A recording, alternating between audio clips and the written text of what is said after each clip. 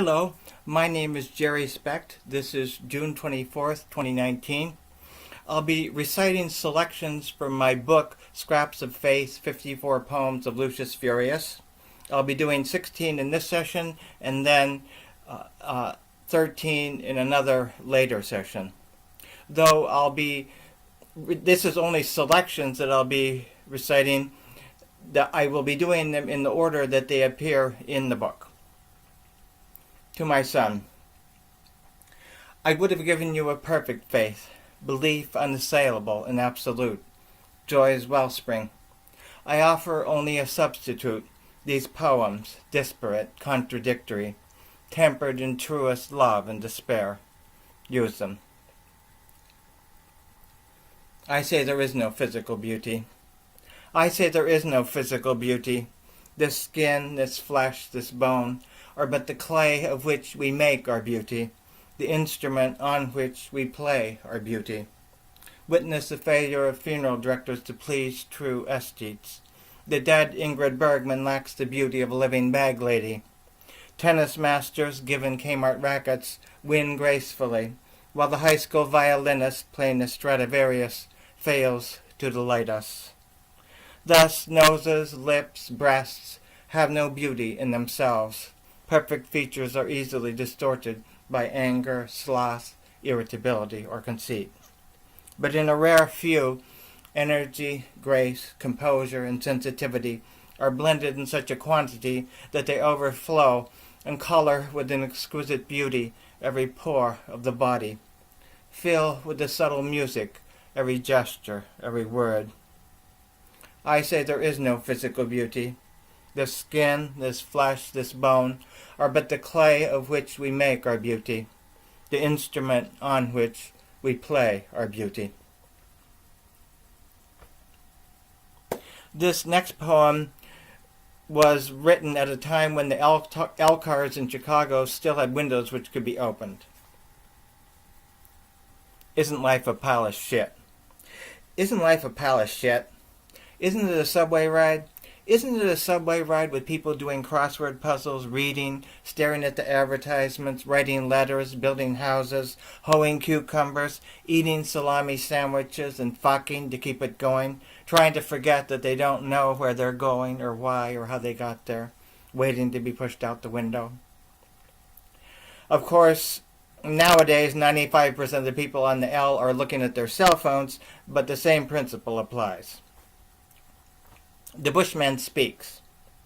The occasion for this speech is the arrival of an expedition headed by a European in a Bushman Werf around the year 1900.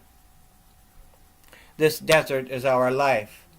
From the dry earth we gather roots and melons. Over the endless sands we hunt the gemsbok and the springbok.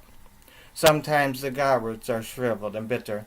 Sometimes men are sick with thirst and hunger. When there is water, we drink and sing and clap our hands. When there is food, we eat and dance and clap our hands. The eland has not come to us and asked to be eaten. One must know how to make the arrow and poison it, and where to look and how to hide and shoot. What man is so foolish as to expect more? To expect the rain to be always falling, his eggs full of water and his stomach full of meat. You have strong animals to carry you. You have much food and water.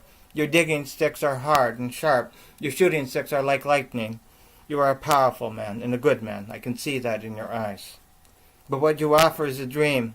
You can give us water and meat. You can fill our hands with tobacco and perfect beads. But you cannot give us happiness. A man can drink only so much, and then he is full. If a man is always eating honey, he tires of it and becomes sick. And even if all life were sweet, what man is not food for lions and dogs? A man who has tasted in his life no bitterness will find death very bitter. My mouth longs for sweetness, but sweetness brings bitterness, and in the end they are one.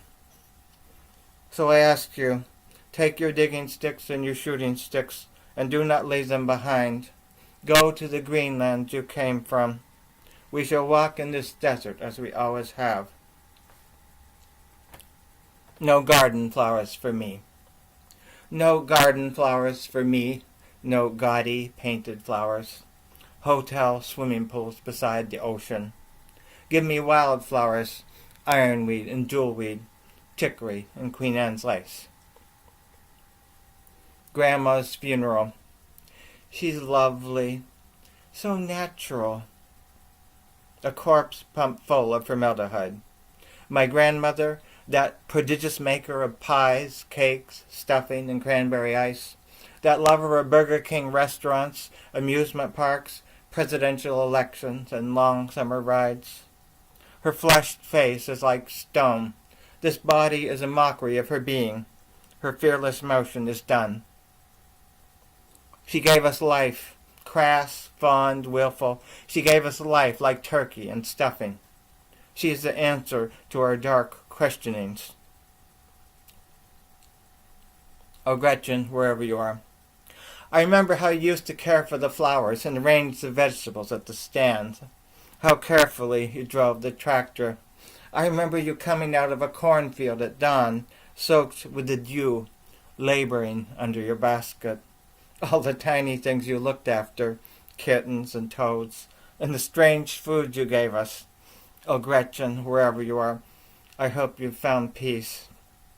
How did you live in that harsh world? Where did you hide your fragile spirit? Oh, Gretchen, wherever you are, I hope you found love.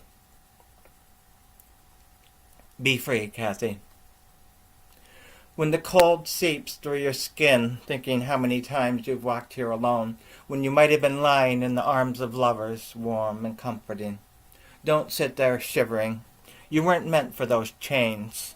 You were meant to rise on cool mornings and swim in deep, clear ponds, to walk along mountains and stand at the edges of cliffs, to gaze at stars, drawing strength from their fiery motion. I left my mittens in the Smokies. I left my mittens in the Smokies. It was that night at Madron Bald on the ridge after we'd hiked from Davenport Gap, 12 miles, 4,000 feet. The girl gave us icicles. Dazed and breathless, we pitched the tent and scrambled into our sleeping bags. The morning sun felt good. Sterling Ridge on our left, Cosby far below to the right. Mount Gio with its spruces and firs, lunch at Tri-Corner Knob, then down through the rhododendrons and mud to McGee Springs. Raven Fork, the beech tree, the icy water, the boulders, the sunlight. Cabin Flats and Smokemont, the rain, the people with pancakes. Campfires, backpacks, flapjacks, barley.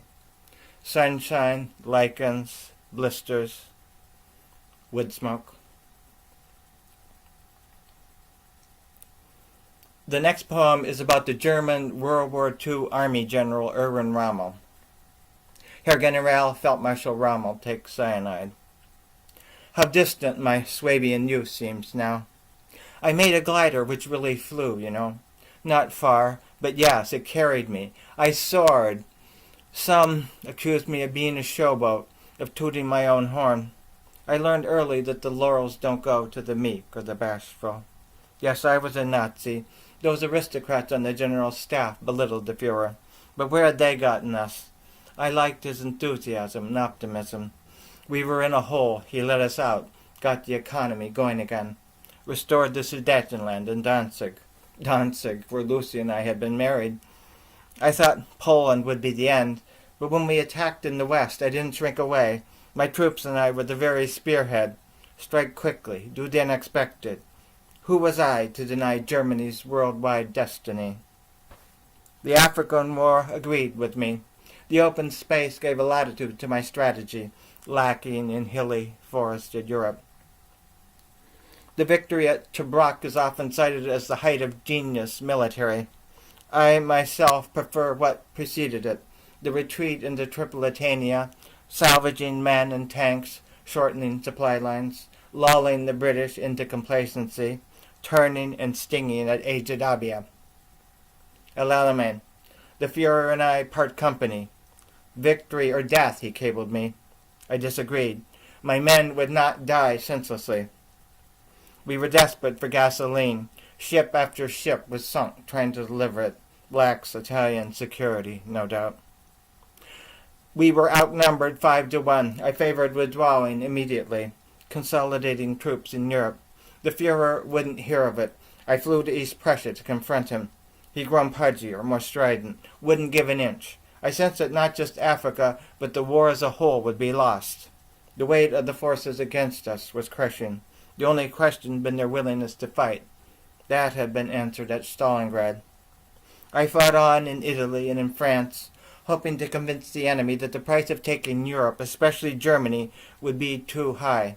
I really thought we had a chance to stop them on the beaches, but now that we've failed, our destruction's inevitable. I tried to make the Fuhrer see reason. Surrender to the British and Americans. Don't let our country be overrun by Russia. He condoned murder, ordered me to kill the French Jewish soldiers who'd surrendered at Berhachim. I didn't, and much more. And yet I couldn't quite bring myself to wish him dead. Though I knew of that plot, though after a fashion. Defending myself to that group would be hopeless. Lucy and Manfred must be spared the humiliation of hearing me declared a traitor. I bestrode the plains of Africa, Rommel, the invincible, always with the troops where the battle was most critical. I was crafty and brave, dared to act when others shied away. I was the apple of the Fuhrer's eye, idol of the German people, scourge of the British military. All the world applauded me. I lost, but only when outnumbered overwhelmingly. Now I sit in the back of this opal, an outcast, a criminal, waiting to take a cyanide pill. We failed to assess properly the will of other nations to honor treaties and preserve their freedom. And more basically, were we right to force our rule on other people? Icarus-like, we flew too high. We were bold and strong, but it seems in the end, not Superman. Bobby. I cried at Field of Dreams. It wasn't Dad I was thinking of. It was you, us, lobbing that ball back and forth. You blossomed. Spec Fans 11, Tuesday night. Fireballer Bob Speck struck out 11 and allowed only 2 hits in leading the BPO Elks to a 4-0 victory over Lee Fleming. You were 10. You threw so hard my hand burned, even with the catcher's mitt and sponge. You stalled. Others caught you. Age 15 and your career was done. You were musical, played trombone in the marching band. School, you did well, but were never really exceptional. You defied conventions, went to extremes. In college, it wasn't enough to just protest. You had to join the SDS, to always be daring the police to arrest you. You took heroin, mescaline, speed, cocaine. You were cynical, negative, moody, scorned all masks and indirection. What you offered was a ruthless honesty. In a fake and superficial world, no small commodity. You married, justice of the peace, no friends or family. Seemed happier. It didn't last. You divorced. Talked of suicide occasionally. I argued it to be a misunderstanding of emotions' relativity. Only the starving understand the exquisite flavor of plain bread. You wandered. Work took us farther apart. You became obsessed with a married woman who had no intention of leaving her husband. Injured your eye in a car accident. The doctor prescribed corticosteroids. I fell in love and got married. You were best man. And then p.m., May 20th, 1981. A body was discovered in the kitchen of the second-floor apartment at 68 High Street by the building's owner, Joseph Albertson. Mr. Albertson positively identified the body as that of Robert Edward Specht, the apartment's lessee.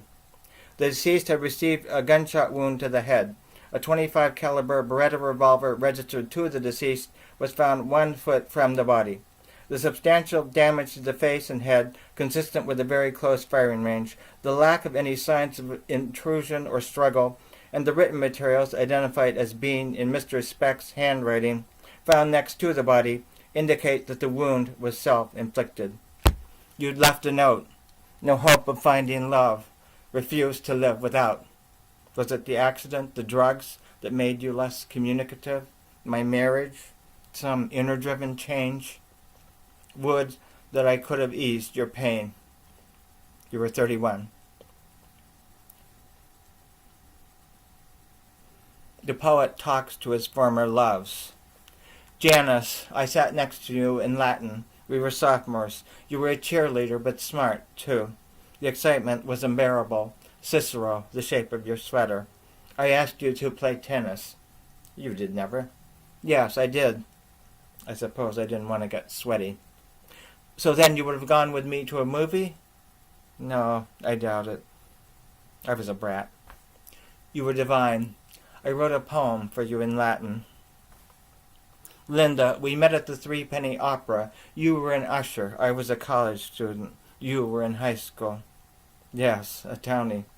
I put my arm around you. I stroked your hair. When I tried to kiss you on the forehead, our noses collided. I was expecting a lip kiss. It was a powerful attraction, but it wouldn't have worked. No, we could have made great love, but it wouldn't have lasted. Gina, you lived on the hippie farm at the edge of town. I was the knowing elder, the one who'd worked on a real farm. You were so high energy, so alluring. Guys flocked to you. Michael and William, Davy back home. Sexually involved with all of them. Not Michael, really. You seduced me. I think you wanted to make William jealous. Not that I was unwilling. I was, however, impotent. I wanted adventure. And yes, I suppose I did want to make William jealous. Our intimacy awakened me. I realized what I'd been missing. Your rejection was devastating. I didn't mean to hurt you. I didn't know you were so fragile. Carla, I loved you in your apartment. It was all softness and warmth, shag carpet, soft bed, Carole King on the stereo. We slept together, showered together. I really listened to Carole King? Your parents were divorcing. You didn't have time for a relationship. I don't think I was ready. Just as I was overcoming my impotency. Sarah, I loved you on a camping trip. We kissed at dusk in the great Smoky Mountains.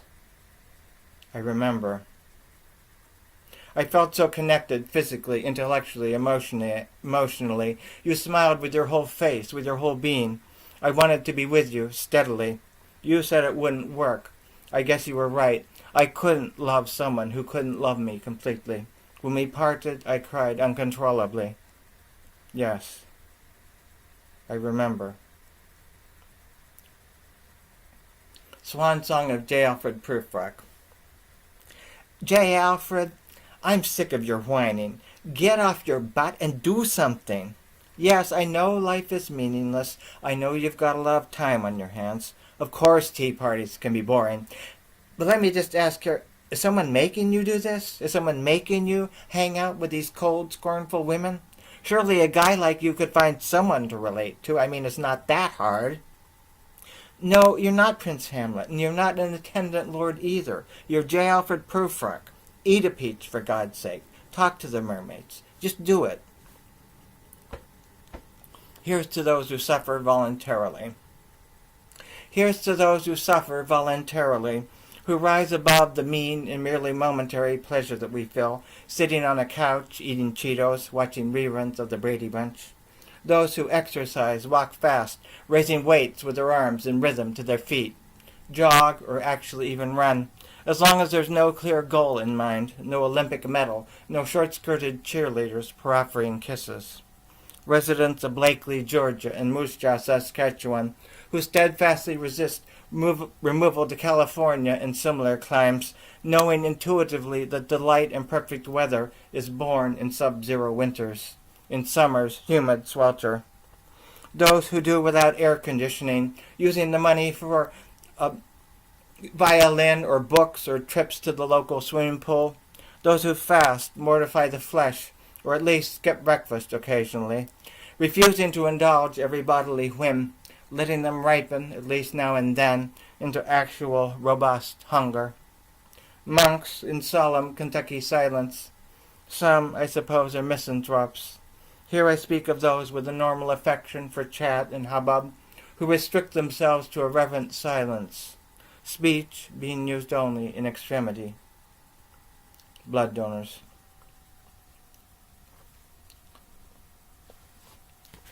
Letter to Sophie. Garden Parkway, YMCA, Dallas, Texas, 22nd November, 1963. Darling Sophie, could it be only 2 months since I let your fingers slip from my hand as that train departed Voronezh Station? I fear that this trip was a great mistake. The boat sailed from Sevastopol as scheduled. Just 2 days, and we were through the Bosporus Dardanelles and into the incredibly blue Aegean and the Mediterranean. On September 27th, we passed Gibraltar and started the long haul across the Atlantic. The work was not demanding, though the ship was quite dirty and not really very pleasant. We docked at Houston in the state of Texas on October 9th. Defecting was surprisingly easy. There was supposed to be work in Dallas, so I hitchhiked here last month, but I have not been able to find any work. The people here, though friendly, are coarse and brash. The stores overflow with televisions, record players, mink coats, but there are many very poor people here as well. The great American leader Kennedy was shot and killed today, driving in his open-topped car along the streets of this very city. My money is gone, my strength exhausted. How blithely I left you and Russia behind. I feel my lips brushing the tiny hairs on the back of your neck, your nipples swelling. Sophie, may you know great happiness and love. I only ask that in the spring, when you visit Krymskaya Pond, that you remember how we knelt there, how I whispered in your ear there, when the air is filled with the scent of its cherry trees, that you remember what we felt there. Yours always, Nikolai. That magic summer. That magic summer where we first met and wooed fades further from us with each passing year. The words we spoke are gone. The word's tune lingers on. We'd tasted love, sweet, imbalanced, temporary. Now long for the same, only more complete, more complementary. Intimacy comes easily to some. Others store their feelings up, treasure for those who can rightly claim it. We went to movies, plays, folk dancing, walked in Crystal Lake Park, ate, watched your soap opera, touched each other constantly, fought, made up elegantly. And then as we sat on a warm stone bench on top of that underground library, eating lunch, heart and throat, I said, the pleasure I have known in being with you for these 6 weeks is something quite unusual. And if the same is true for you, if this is a love which could lead to marriage, then I will try to find a job nearby where I can see you frequently. But if your love is of a lesser sort, then I will cast my net this great world o'er and go where fortune takes me.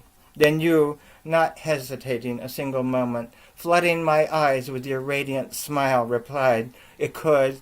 Oh, yes, indeed, it could."